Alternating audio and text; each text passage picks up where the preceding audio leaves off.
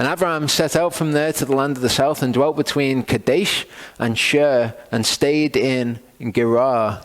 And I wonder, I don't know, I'm traced back the etymology, but we looked at what a Gerar was before, the stranger who's come to dwell there, whether Gerar is some kind of modified version of this word.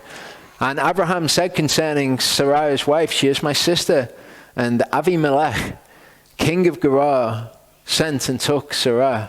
Okay, so he comes to this place, he comes to Gerar, and there's a king there called Avimelech.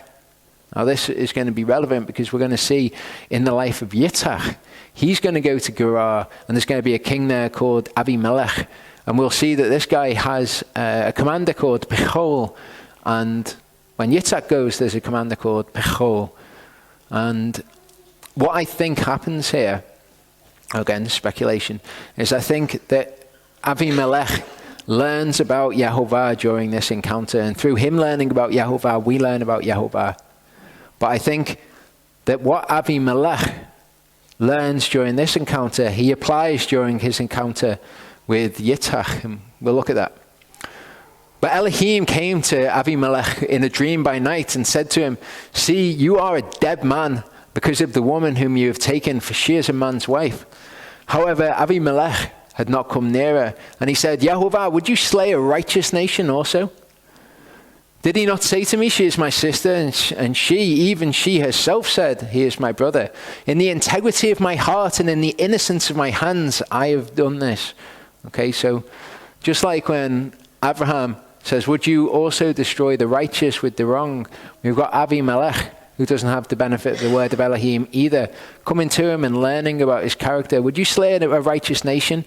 If somebody does something in the innocence of their heart, would you hold it against them? Would you slay them? And through this encounter, we get to learn some important things about Yehovah, whether he would. And Elohim said to him in a dream, yea, I know that you did this in the integrity of your heart, and so I kept you from sinning against me.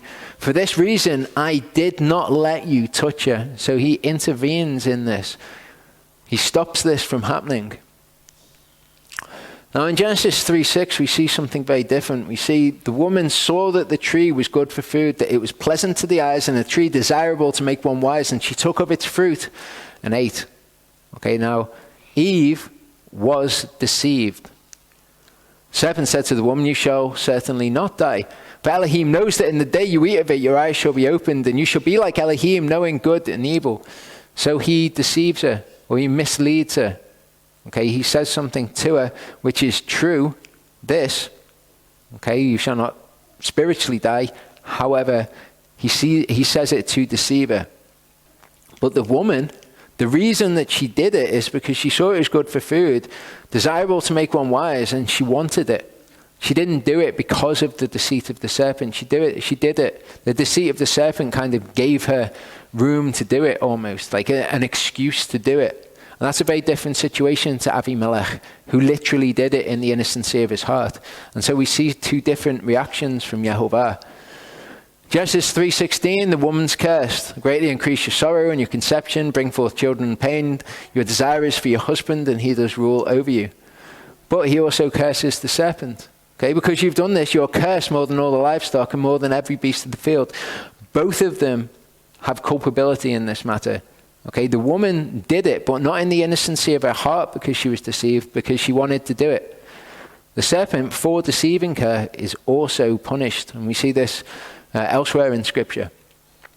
Malachi 2:7-12 says, for the lips of a priest should guard knowledge, and they seek the Torah from his mouth, for he is the messenger of Yehovah Sabaoth. But you have turned from the way, you have caused many to stumble in the Torah. You have corrupted the covenant of Levi, said Yehovah Sabaoth. So this is the Levites. They've caused many to stumble in the Torah through their bad teaching. And I shall make you despised and low before all the people, because you are not guarding my ways and are showing partiality in the Torah. Okay, you think of all the Torah teachers that teach partiality in the Torah. You think of Christian pastors who teach partiality in the Torah. Teach the Torah is done away with, but they teach that people should do some of the things that are contained therein. And they lead people astray by their lies. How does Yehovah deal with that? Are they like Avimelech? They've done it in the innocency of their hearts? Or Have they heard a lie that they liked and gone after that instead? Oh, we don't have to do the Torah. Well, that's good. Sounds like that would be a hassle anyway. Have we not all one Father? Did not one Ale create us? Why do we act treacherously against one another to profane the covenant of the fathers? Yehudah has acted treacherously, and an abomination has been done in Yisrael and in Yerushalayim. For Yehudah has profaned what is set apart to Yehovah, which he loved, and has married the daughter of a foreign god. Let Yehovah cut off from the tents of Yaakov the man who does this, tempter or tempted, and bringing an offering to Yehovah Sevaot. So you've got those, and the Hebrew doesn't literally mean tempter and tempted. It means one who is stirring up and one who is responding to being stirred up by these lies that the priests are teaching. So the priests who are stirring people up by these lies, and the people who are stirred up and respond in this way to the lies, okay, both of them are cut off because both of them bear guilt. Jeremiah 23 verse 2, therefore thus said Yehovah, Elohim of Yisrael, against the shepherds who feed my people, you have scattered my flock, driven them away, have not tended them. See, I am punishing you for the evil of your deeds. Okay, so these people, they bear responsibility for what they did. But in Isaiah 53 verse 6, it says, we all like sheep went astray, each one of us have turned to his own way.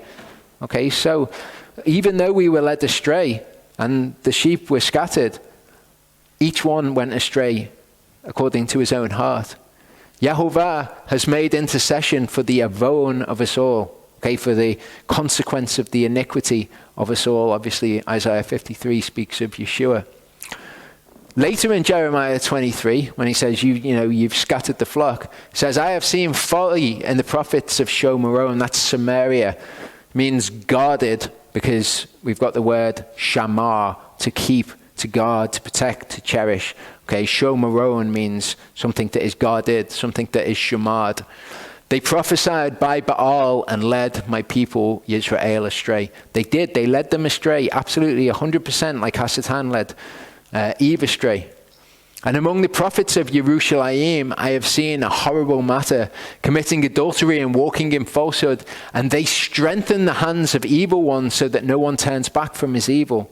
Okay, so they weren't just doing these things in the innocency of their heart because they were mistaught. No, they strengthened them in their evil, and this is the response of so many today. We tend to look at Christians and say, oh, look, they're just deceived. If only they had the real information.